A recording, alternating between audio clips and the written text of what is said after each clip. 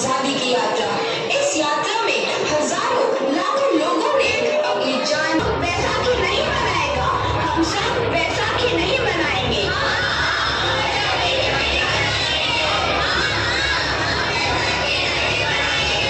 जब तक हम अंग्रेजों को भारत से बाहर नहीं निकाल देते, पूरा पंजाब बैसाखी नहीं मनाएगा।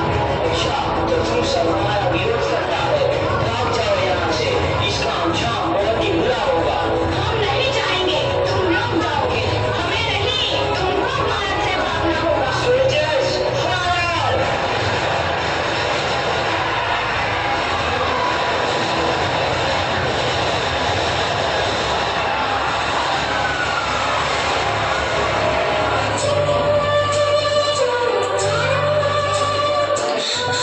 ये जमीन हमारी, ये धरती हमारी, ये खेत हमारे। अभी थोड़ी देर पहले हमारी ये फसलें लहरा रही थी, पर इन अंग्रेजों ने हमारी फसलें बर्बाद कर दी। इन अंग्रेजों ने एक ही झटके में इन सब फसलों को काट दिया। अंग्रेजों, तुम्हारे इस अत्याचार से हम डरेंगे नहीं, इस अत्याचार का बदला लेकर रहेंगे, हम आजादी लेकर रहेंगे। जलियांवाला बाग हर हिंदुस्तानी की आंख नम कर गया। इस कांड में कितने मासूमों की आहुति चढ़ गई, इतनी हैवानियत से इंसानियत कत्ल कर दी गई। जलियांवाला बाग के हत्याकांड ने आजादी की आग में घी देने का काम किया। मासूम औरतों, बच्चों की दर्द भरी चीखें और सिसकियां इनकलाब का गूंज बनकर उठी। लाला लाजपत राय, भगत सिंह, राजगुरु, सुखदेव सरीखे क्रांतिकारियों ने भारत की इस जमीन से विदेशी दरिंदों को निकाल फेंकने के मंसूबे मजबूत कर लिए। 8 अप्रैल 1929 लाला लाजपत राय के नेतृत्व में साइमन कमीशन के खिलाफ एक भारी जुलूस निकाला गया। साइमन कमीशन वापस आओ! साइमन कमीशन वापस आओ! साइमन कमीशन वापस आओ! साइमन कमीशन वापस आओ! साइमन कमीशन वापस आओ! साइमन कमीशन वापस! साइमन कमीशन वापस!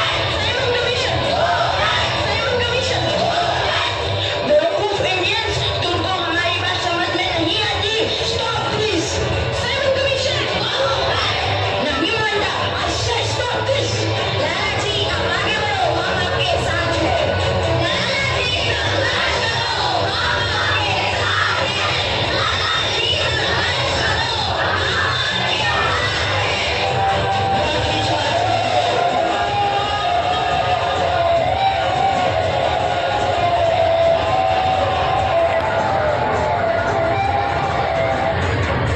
लाला जी को बहुत गहरी चोट लगी है, उनका सर फट गया है। मेरे शरीर में लगी एक एक लाठी अंग्रेजी सरकार के कफन में कील का काम करेगी। ये आजादी की लड़ाई रुकनी नहीं चाहिए। ये जिम्मेदारी मैं तुम सबको सौंप कर जा रहा हूँ। आओ, आओ। लाला लाजपत राय की दर्दनाक मौत के बाद भगत सिंह, सुखदेव, राजगुरु वतन के इन मतवालों के खून में ऐसा बल आया जिसका सामना करना अंग्रेजी सरकार के लिए मुश्किल हो गया। अंग्रेजों को करारा जवाब देने के लिए स्कॉट और सैंडर्स को मारने की रूपरेखा रची गई।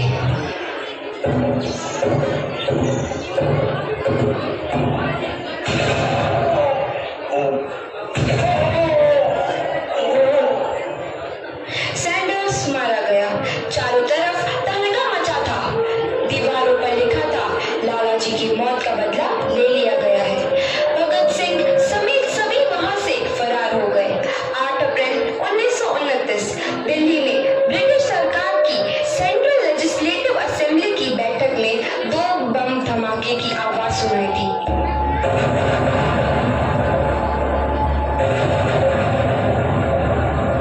इन धमाकों ने अंग्रेजी हुकूमत को हिलाकर रख दिया। इस घटना को अंजाम देने वाले भगत सिंह, राजगुरु और सुखदेव ने अपने आप को अंग्रेजों के हवाले कर दिया। 1930 को अदालत ने अपना फैसला सुनाया।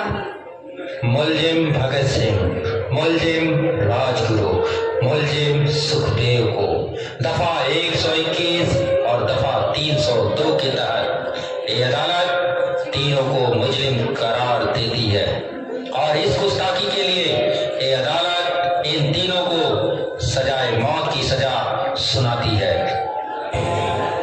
सरफरोशी की तमन्ना अब हमारे दिल में है, देखना है जोर कितना बाजुए कातिल में है।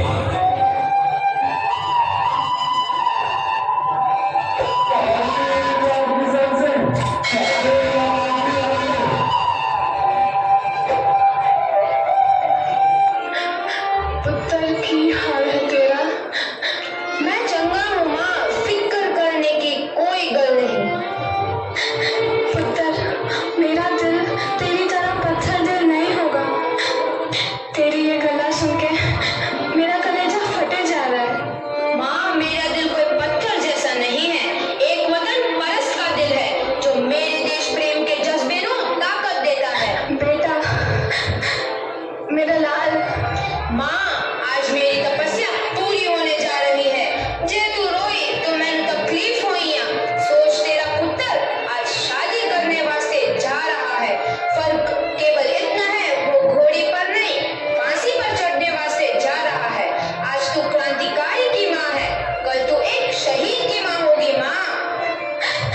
पुत्र भगत, तू इतनी छोटी उम्र में हम सबको छोड़ के चला जाएगा। तूने जिंदगी में देखा ही क्या है पुत्र?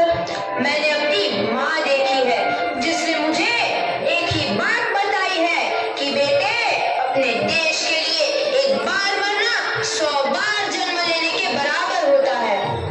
अच्छा माँ, अब आशीर्वाद दे, आखिरी बार विदाई लेने का समय आ गया है। भगत, मेरे लाल।